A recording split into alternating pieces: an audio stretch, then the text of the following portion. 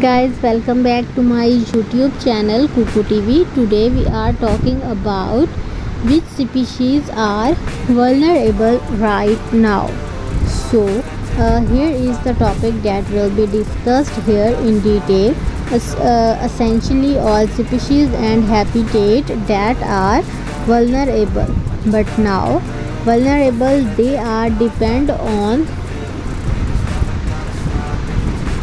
vulnerable they are depend on the pressure that are put on them. Certain habitat can be restored to an extent. They may not be quite as perfect as the nature created them, but pieces of land can rebuild and plant can grow again, whereas for some other habitat, if destroyed, they are never coming back. Things like ancient primeval forest, for example, more trees can be planted, but this won't recreate an authentic species mix and get the lichen for insects on old rotting wood that makes a primeval forest so special. Equally, there are some species of which there are an awful lot more of than others. But that doesn't mean we should not worry about them as well.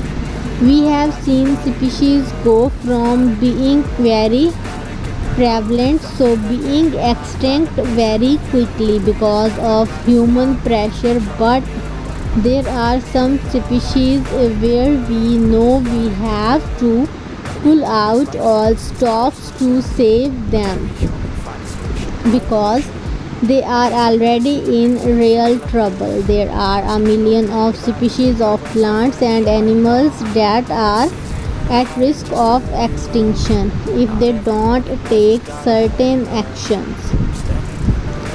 What can we do to reverse the damage done to nature? It's a difficult question to answer, but there are certain things that Planet Earth can do as a legal organization to make sure we are pushing in the right direction. Reports have been published over the last couple of years from international expert groups stating that there are solutions to our biodiversity problem. One is improving the rule of law and ensuring that people have access to justice. This doesn't immediately sound like something that could help restore biodiversity, but a lot of the pressure that are piled onto biodiversity are from development or changes in how land is used that affect people at very local level. The rule of law helps to stop biodiversity loss by supporting people in looking after their own species and local communities.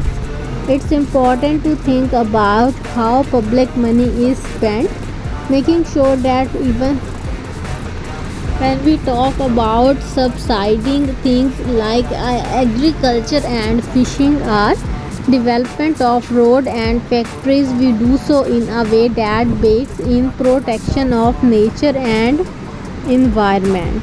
Huge amount of public money currently go to the project and industry which damage the environment, so there is a lot that can be done legally that ensure those subsidies are going to right places.